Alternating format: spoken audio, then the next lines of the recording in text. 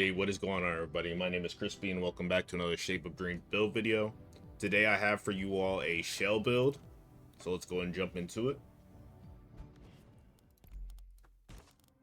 So, this shell build is going to mainly revolve around using his Annihilation stance ability in conjunction with Controlled Madness to give it an actual cooldown versus it being an ultimate, which is very important. But just to go over it, Laceration is going to be kind of a filler skill to get some additional buffs off on yourself whenever you cast it. Annihilation Stance is going to be the main source of your healing and a good source of damage throughout the run. Your passive, one step, one kill. It's important to get this leveled up eventually because it's going to give you a lot of attack damage just for every percent of attack speed you get from some of the essences we will use in this build. Flash Step, very good as well. And it's important to have this cooldown reduced through some of these skill tree abilities. But let me quickly go through the skill tree so you guys can see what to bring on Shell. So the first thing I bring is Dance of Death for the increased critical strike damage. Bring Soul Oil, reduces my max HP, but increases my attack speed, and very important, it converts your basic attacks to dark damage. Gonna bring Perceive, Learn, and Adapt for the attack damage and attack speed scaling. Hurricane for the attack speed. Lucky Clover for the crit chance. Destructive Nature for the attack damage on level up. And Gathering Storm for the scaling attack speed. For the life tree, you're gonna want to bring Complete Immersion, which is gonna reduce the cooldown of Flash Step when you kill an enemy, which is very important for staying alive throughout the run. You're gonna bring Unconditional Love as usual for the 100% reduced Shrines of Guidance. You're gonna bring Second Wind. You're gonna bring... Oh, wait, that's it. That's it for the life tree. For the imagination tree, we're gonna try to bring as much as possible. We're gonna bring Primordial Chaos for the extra chance to get one additional chaos. This one's kind of preference. And you can also bring whatever else you want in place of that if you don't care about that 20% chance. You're going to bring Intersecting Memories. This is also preference. And this is going to give you a random level 4 memory at the start of your run. The rest of these are kind of important. You're going to bring Monstrous Charm for the 2 additional items in the shop, which allows you to get this build going easier. You're going to bring Dismantle and Analyze to get extra Dream Dust when you kill enemies every once in a while. Very useful early on, less useful later. You're going to bring Black Market to get the 3 shop rerolls. This is also very important once you have it. For the flexible tree, you really need to bring all of these. So, the first one you need to bring is Rapid Draw. This is going to reduce the cooldown of your blue and red form, but it's going to get rid of your invulnerability. You're also going to want to bring Chain Bloodlust. This is going to increase the duration of your Annihilation stance every single time it hits an enemy, which is gonna pretty much leave it up almost indefinitely when you're clearing a room, as long as you're constantly swinging and getting through the room very quickly. And then you're gonna want to bring Controlled Madness. This is probably the most important one to have for the build, so unfortunately Shell will have to be leveled up to about level 25, I think it was I unlocked it at.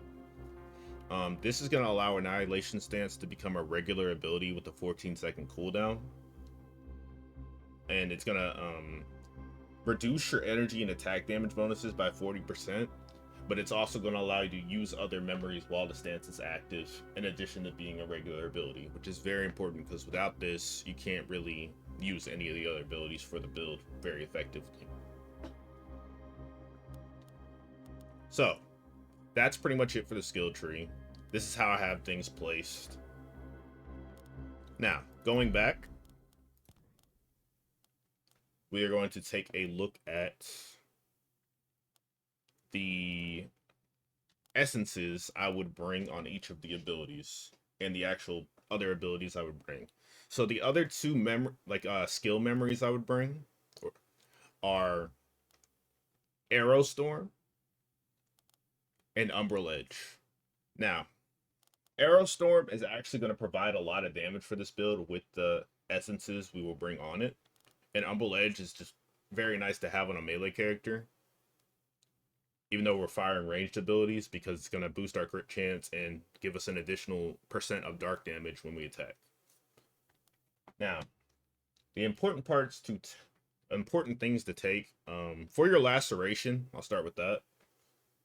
You're going to want to definitely bring this essence of protection for the extra armor and the unstoppable. Shell is going to be very kind of squishy without this, and you still have potential to die if you bring it into endless. And the final boss. Without this, he's going to have a little bit more trouble surviving. You're also going to want to bring the chipped essence of veracity. This is going to boost your attack damage and give you a little bit more healing on attack. It's more for the attack damage % and less for the healing on the attack.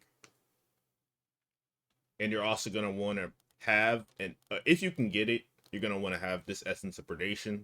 It's less for the actual damage, which is still good, but it's more for the stacks you get from killing hunters throughout your run. It helps to be able to kill hunters when you have this for the extra attack damage and ability power it provides, as it can ramp up very quickly. The next ability, which is going to be your annihilation stance, you're going to want to bring the chipped essence of clemency. You're going to want to bring the chipped essence of overload, which is going to give you sacrifice your health to give you more damage and healing. And you're going to want to bring guidance, which is going to give you an overshield from your essence of clemency. That's going to keep you safer overall in case you do happen to get hit for a lot of damage.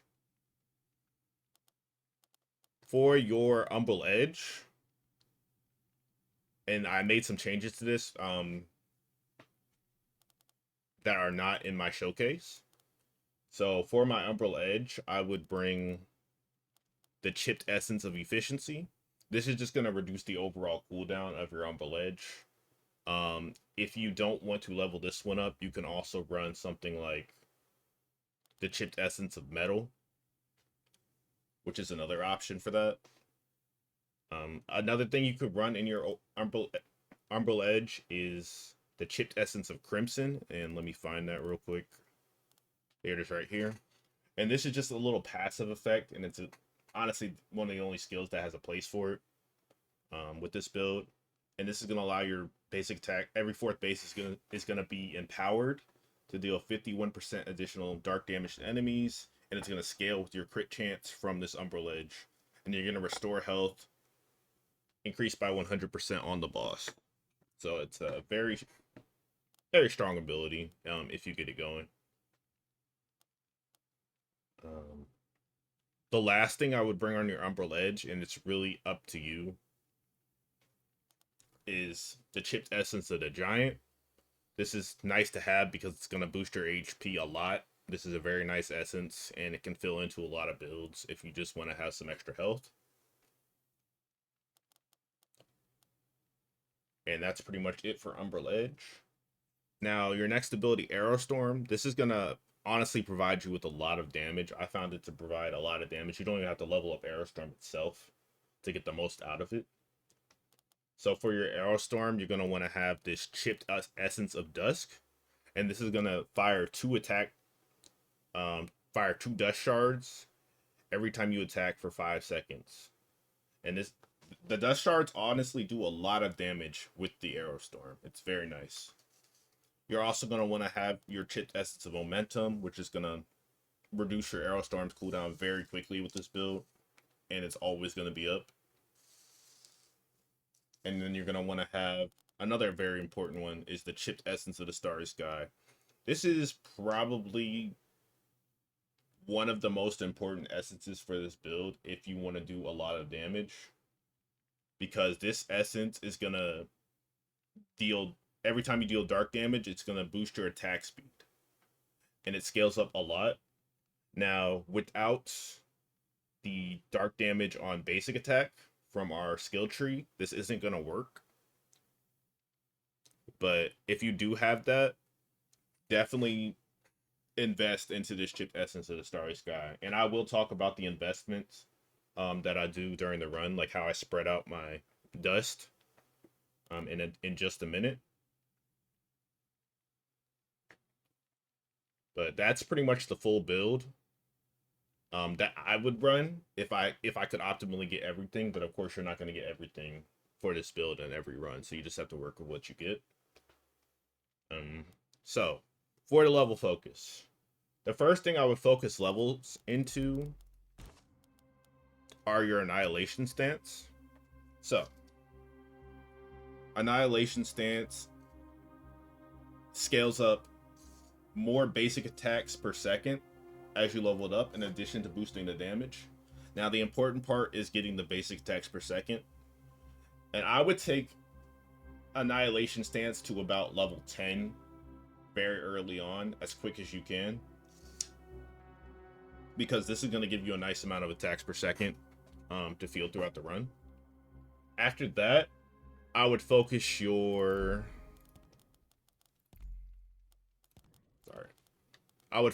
essence of clemency to about 10% healing.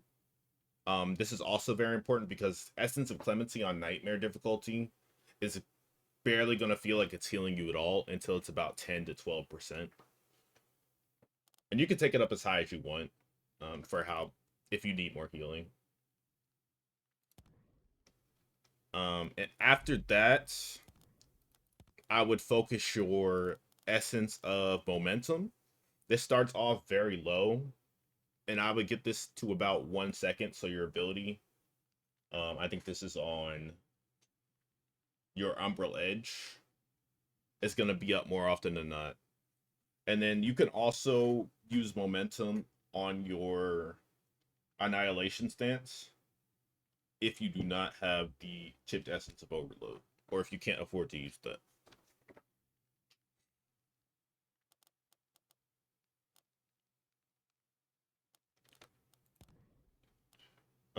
The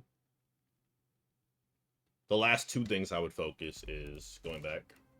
Your passive only starts off at about a 0.5% of your additional attack speed, boost your attack damage.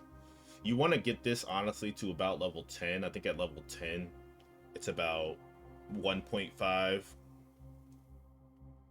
per 1.1% attack speed, which is going to boost your attack damage a lot every single time that Essence of the Starry Sky hits an enemy, and every time you pop Arrow Storm in general. So you can get like hundreds and hundreds of attack just off of this, upgrading this alone. And then in conjunction with that, and I would level these up about evenly, is I would level up the actual Essence of the Starry Sky, and I would get this to about 500% quality as quick as possible, because it's gonna boost your damage a lot. After that, you're pretty much free to level up really whatever you want for the character. But I'm quickly just gonna showcase some of the different points of the run. Show you all like what I was trying to do.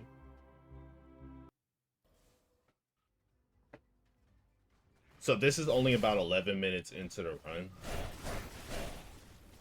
At this point, I don't have any cooldown. Or I don't have good cooldown on my annihilation stance. So I'm trying to keep it up as long as possible. And you can see, like, once it goes down, I'm trying to play as safe as possible.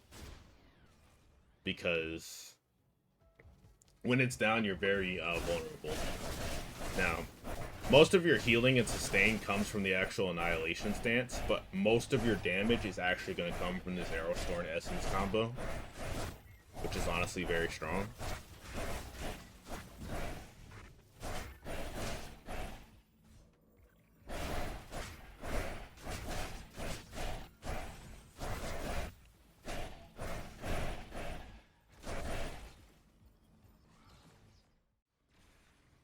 And at this point, I have the overload on my annihilation stance. I'm about 55 minutes into the run on the 8th stage.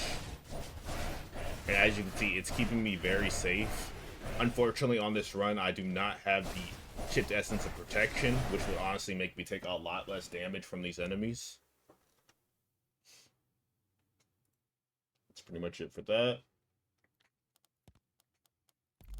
But that's pretty much it for the build. Yeah. Thank you guys so much for watching.